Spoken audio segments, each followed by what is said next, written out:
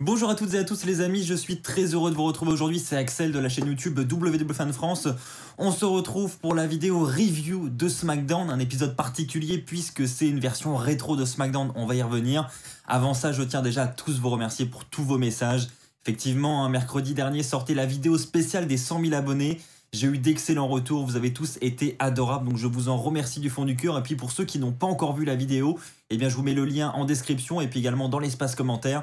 Encore une fois, un très grand merci à tous. D'ailleurs, pour fêter ça, j'ai lancé un concours sur Instagram, donc pareil, je vous mets le lien du concours dans la description pour ceux que ça intéresse, ça se passe sur Twitter. Il suffit simplement de retweeter un tweet pour participer. Je me suis dit que je vous devais au moins ça, alors n'hésitez pas à aller participer. Allez, ceci étant dit, passons à cet épisode de SmackDown, une version rétro, sans vraiment l'être, on va pas se mentir. Personnellement, je vais être très honnête avec vous, j'avais pas énormément d'attentes pour ce SmackDown rétro parce que je trouve qu'il a été un petit peu annoncé à la va-vite, ça a été annoncé comme ça, sans vraiment trop de teasing, donc je me suis dit, ils ont rien prévu d'exceptionnel je pense, et au final, c'était le cas, quoi. Il n'y avait rien de foufou, je veux dire version rétro, en fait on avait juste les commentateurs qui avaient une chemise différente, et puis on a changé un petit peu les graphismes, l'arbitre pareil était habillé différemment, mais sinon, voilà, pour tous ceux qui attendaient le retour du décor avec le point, etc., et bah c'était pas du tout ça, hein. On a eu le droit à de la réalité virtuelle et c'est tout. Donc bon, version rétro, en plus rétro pas trop adapté je trouve parce que SmackDown n'a jamais eu ces graphismes là. On est sur des graphismes des années 80. SmackDown ça a été créé en 99 donc on était loin de ces graphismes là. Donc bon, honnêtement j'ai pas trop compris, c'est vraiment histoire de dire on a fait une version rétro quoi. Ils auraient pu quand même peut-être changer un petit peu le décor, changer les coins du ring par exemple, les bâches autour du ring par exemple, voilà, je pense que c'était un peu le minimum et malheureusement non, donc on a quand même un show certes sous le thème rétro mais qui ressemble quand même à ce qu'on a chaque semaine dans le Thunderdome. Bref, je ferme cette parenthèse, on passe désormais au premier point. Un premier point qui sera très rapide car c'est un match entre Carmella et Ruby Riott, un match qui a été assez court, mais on revoit Carmella quand même, donc on se dit, est-ce que la WWE est pas en train de préparer de futures challengeuses pour le titre féminin, en la personne de Carmella par exemple, qu'on n'avait pas vu depuis un petit moment. Donc cette semaine, elle affronte Ruby Riott dans un match, comme je l'ai dit, qui est très très court, mais elle a une victoire quand même dans ce match, donc une victoire qui peut être importante sur le long terme. À voir si la WWE a vraiment des plans avec Carmella sur le long terme ou est-ce que ce match était simplement là pour remplir la carte. Ça, c'est ce que nous allons voir dans les semaines qui arrivent. Parlons désormais du segment pour le championnat féminin de SmackDown. J'ai trouvé assez cool cette semaine parce que au moins il se passe quelque chose, on avance un petit peu dans cette rivalité. Et puis je trouve que Bayley est très très bonne dans ce rôle-là. Donc on a Bayley qui arrive, qui va nous présenter les plus grandes superstars féminines de l'histoire de SmackDown. Donc elle nous présente des photos une par une avec, on voit Molly Holly, on voit Jacqueline, on voit voilà des tas de superstars comme ça. Et à la fin, elle va terminer par Bianca Belair. Elle va dire que effectivement Bianca Belair a beaucoup de potentiel, mais que comme toutes ces autres femmes, eh bien elle n'arrive pas à la cheville de Bayley. Toutes ces femmes n'auront jamais eu le record de la championne au règne le plus long du côté de SmackDown. Donc voilà, elle dénigre un petit peu tout le monde. Elle va ensuite provoquer une fois de plus Bianca Belair en lui disant que à WrestleMania Backlash, ça sera sa première défense de titre, mais également sa dernière puisque, voilà, comme nous le fait comprendre Bayley, elle va récupérer ce titre à WrestleMania Backlash. On a ensuite Bianca Belair qui arrive. Bianca va dire qu'elle ne peut pas laisser Bayley mettre ses mains sur ce titre féminin. Elle dit que Bayley devrait vraiment s'inquiéter parce que Bianca Belair est en train actuellement de devenir petit à petit la championne au règne le plus long du côté de SmackDown. En d'autres termes, Bianca Belair est en train de prendre petit à petit la place de Bayley. Bayley va sourire et va finir par attaquer Bianca Belair avant de retourner en coulisses. Donc voilà, comme je vous l'ai dit, on avait un segment assez sympa, je trouve, avec une attaque. Voilà, comme j'ai dit, il se passe quelque chose et ça fait plaisir. Ça change de ces segments qu'on avait en coulisses où des fois c'était même des segments à distance entre les deux, où on n'avait aucune interaction entre les deux catcheuses. Là au moins c'est sur le ring, on a de l'action, on a des belles paroles, ça fait plaisir. Les amis, on enchaîne maintenant avec ce match normalement entre Dolph Ziggler et Rey Mysterio. C'est ce qui était prévu, c'est ce que les commentateurs nous ont annoncé pour le show d'hier soir, mais ça ne s'est pas passé comme prévu effectivement parce que durant son entrée, Dolph Ziggler a commencé à tacler un petit peu Dominic Mysterio en disant qu'il était un petit peu le fils à papa, qu'il n'avait pas du tout son nom d'ancré dans cette industrie et qu'il était simplement là parce que c'est le fils de Rey Mysterio. Donc ça n'a pas plu évidemment à Dominic Mysterio qui a dit à son père, écoute, va à l'extérieur du ring, je prends ta place pour le match de ce soir, je vais lui prouver le contraire. On a donc ensuite un match entre Dominic Mysterio et Dolph Ziggler. Alors j'étais un peu déçu parce que c'est vrai que j'avais envie de revoir un petit Dolph Ziggler et Mysterio. On a déjà eu des affrontements entre les deux il y a quelques années et c'est vrai que c'est souvent des bons matchs, donc j'étais un peu déçu. Mais voilà, la petite storyline autour de Dominic Mysterio, je me dis ça peut être sympa, à voir ce que ça va donner sur le long terme. En attendant, Dolph Ziggler, Robert Roode contre Rey Mysterio et Dominic Mysterio, ça va être un très beau match, je pense. C'est d'ailleurs officiel pour WrestleMania Backlash. Donc c'est bien Rey Mysterio et Dominic qui seront les futurs challengers au titre. En attendant, le match d'hier soir à SmackDown était relativement court. Et voilà, une fin, vous allez me voir arriver, je pense, que je n'apprécie pas trop et qu'on a énormément en ce moment. Le petit paquet, voilà, hein, la petite roulade pour remporter le match. Bon, voilà, une fin assez décevante, mais un match qui aurait pu être cool également s'il avait été un petit peu plus long. Ça a été extrêmement court. Donc c'était une petite déception de ce côté-là, mais je reste très confiant pour la rivalité parce que je trouve qu'il y a vraiment un très gros potentiel des deux côtés. Donc j'ai hâte de voir la suite. Les amis, parlons maintenant de ce match par équipe. Alors vous le savez, pour ceux qui me connaissent un petit peu, habituellement je suis pas hyper fan des matchs par équipe comme ça, avec une dizaine de catcheurs sur le ring.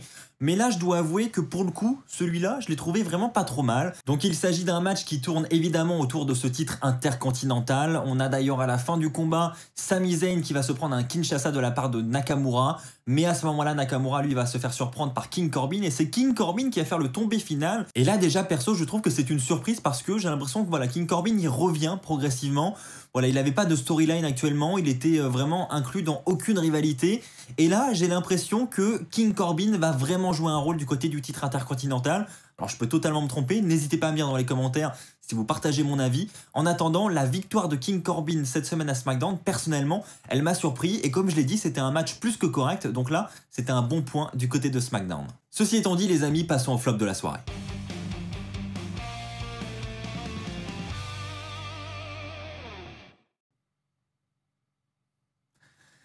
Ouais, oui les amis, Reginald contre Tamina, 2021, voilà, mai 2021, on a ce match dans la division féminine, effectivement. Donc ouais, non, là je veux dire, là j'ai pas d'autres possibilités en flop de la soirée, je sais, encore une fois c'est la division par équipe féminine, mais là, j'ai pas le choix quoi, je veux dire, déjà, l'idée sur le papier, bon, voilà déjà pourquoi, mais en plus, bon bah voilà, ce que nous avons eu, voilà, on a un match, entre guillemets, entre les deux, qui va se terminer avec une intervention de Shayna Baszler et de Nia Jax alors que Tamina était en train de monter sur la troisième corde. Donc là, disqualification, donc victoire de Tamina par disqualification. Et après le match, ça va éclater. Voilà, on a Natalya, Tamina qui vont se battre avec Shayna Baszler, Nia Jax. Et puis les championnes vont ensuite prendre l'avantage avant de repartir en coulisses. Et voilà, on est reparti pour un tour.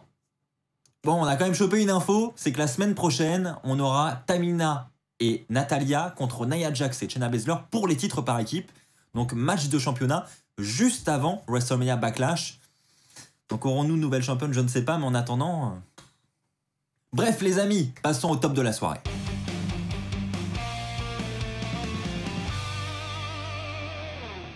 Pour le top de la soirée, je vais évidemment parler du titre universel. Le show commence avec Roman Reigns, qui fait son entrée avec Paul Heyman et Jey Uso. Et donc à ce moment-là, ils vont revenir évidemment sur ce qui s'est passé la semaine dernière, quand Roman Reigns a battu Daniel Bryan. Du coup, Daniel Bryan est banni de SmackDown, donc évidemment Roman Reigns expose ça avec fierté. Et Paul Heyman va d'ailleurs dire qu'ils vont rendre hommage à Daniel Bryan en faisant retentir 10 fois la cloche du ring. Et donc il dit à l'officiel, non, t'as pas besoin de faire sonner la cloche. Je vais le faire moi-même. Et on a ensuite Paul Heyman qui va faire ding dong, voilà, 10 fois. Donc segment assez humoristique. Et puis ensuite, Roman Reigns va nous dire qu'il a décidé de remplacer Daniel Bryan du côté de SmackDown par quelqu'un qui reconnaît vraiment son talent et qui le reconnaît comme celui qui est au bout de la table, comme le chef de tribu. Et on a ensuite Jimmy Uso qui arrive et qui fait son retour à SmackDown. Il va prendre dans ses bras évidemment son frère Jey Uso. Il va ensuite prendre Roman Reigns, Paul Heyman dans ses bras. Bref, grosse célébration. Et ensuite Cesaro arrive. Cesaro arrive et dit qu'il n'est pas d'accord avec Roman Reigns. Personne ne peut remplacer Daniel Bryan du côté de SmackDown et encore moins Jimmy Uso. Cesaro va ensuite dire qu'il doit se concentrer sur son adversaire de ce soir, Seth Rollins. Seth Rollins va ensuite arriver à son tour, va attaquer Cesaro, mais à ce moment-là, on a la musique de Teddy Long. Donc on a une petite surprise quand même pour ce SmackDown rétro, donc musique de Teddy Long, arrivée de Teddy Long qui est l'un des general managers les plus populaires de l'histoire de SmackDown. Et là Teddy Long va nous dire que Adam Pearce, vu qu'il est absent ce soir, lui a donné un petit peu de pouvoir. Et donc il annonce officiellement que si Cesaro bat Seth Rollins ce soir à SmackDown, il aura son match de championnat pour le titre universel face à Roman Reigns à WrestleMania Backlash. Roman Reigns va ensuite en profiter pour pousser Cesaro à l'extérieur. Là, Seth Rollins va attaquer Cesaro et on arrive ensuite à ce combat. Cesaro contre Rollins, donc sur le papier, gros combat.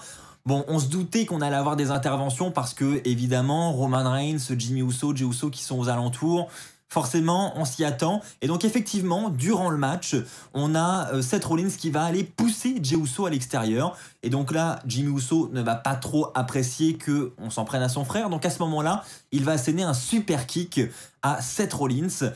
Cesaro, lui, va en profiter pour faire un crossbody à Jey Uso. Il va remettre ensuite Seth Rollins dans le ring. Et à ce moment-là, il va profiter de cette distraction, parce que l'arbitre, lui, n'a rien vu. Il va appliquer son neutralizer sur Seth Rollins pour la victoire. Et donc, c'est officiel, Cesaro affrontera Roman Reigns à WrestleMania Backlash. Dieu merci, enfin Cesaro a cette opportunité, c'est franchement super cool pour lui. Bon, je donne pas très cher de sa peau, honnêtement, on verra ça à la vidéo pronostic, mais en attendant, il a quand même une opportunité, et je trouve ça vraiment cool parce que depuis le temps qu'il est là, ça fait plaisir de le voir dans le main event d'un show. Du moins, je pense que ça fera le main event et je l'espère pour lui. Mais la soirée n'est pas terminée puisque nous avons ensuite un segment en coulisses avec Roman Reigns qui se met à engueuler un petit peu Jimmy Uso en lui demandant ce qu'il vient de faire. Il dit qu'il est à peine de retour, qu'il fait déjà de la merde. Et donc, Roman Reigns lui demande s'il va devoir réparer ses dégâts. Et Jimmy Uso va le calmer tout de suite et va lui dire « Écoute mec, moi je suis pas comme mon frère, tu vas pas me parler comme une petite merde comme tu le fais avec mon frère. » Et ensuite, Jimmy Uso va partir. Et donc là, on a Jey Uso qui va à son tour quitter la pièce pour rejoindre son frère et essayer d'aller le calmer. On va ensuite retrouver un petit peu plus tard dans la soirée, une fois de plus, Jimmy et Jey Uso en coulisses ensemble. Et donc là, à ce moment-là, Jey Uso va lui dire « Mais t'es sûr que c'est vraiment ce que tu voulais dire à Roman Reigns? Là, tu t'es pas un petit peu emballé ?» Jimmy Uso va lui dire « Non, non, c'est exactement ce que je voulais lui dire. Moi, je suis de retour pour qu'on soit deux nouveaux champions par équipe, qu'on forme une grande équipe. » Et Jey Uso lui dit « Mais écoute, aux côtés de Roman Reigns, on est vraiment plus fort, on représente la famille, etc. » Donc voilà, Jey Uso prend clairement la défense de Roman Reigns, mais Jimmy, lui dit « Écoute, moi, je suis revenu pour qu'on devienne champion par équipe. » Nous arrivons ensuite à ce main event de la soirée qui n'est pas un match mais un segment, et donc Roman Reigns se rend sur le ring. Et en gros, Roman Reigns, lui, il attend des explications de Jimmy Uso, il veut une décision de la part de Jimmy Uso. En d'autres termes, soit Jimmy Uso se joint à Roman Reigns, soit il décide de rentrer chez lui. Et à ce moment-là, il est donc contre Roman Reigns. Roman Reigns fait donc son entrée. Il allait commencer à parler, mais à ce moment-là, Jimmy Uso fait à son tour son entrée. Jimmy Uso va ensuite nous remontrer des images de Hell in a Cell où son frère a abandonné, où il a prononcé les mots « j'abandonne ». Il dira que jamais lui, il aurait prononcé ces mots. Et là, Roman Reigns va lui dire « Écoute mec, t'es coincé dans le passé ou quoi, faut avancer. Donc maintenant, est-ce que tu te joins à nous ou est-ce que tu décides de rentrer chez toi? Et à ce compte-là, tu seras contre nous. » Et donc là, Jimmy Uso va commencer à réfléchir et il va ensuite se diriger vers les coulisses. Il va sortir du ring, il va commencer à marcher à l'extérieur.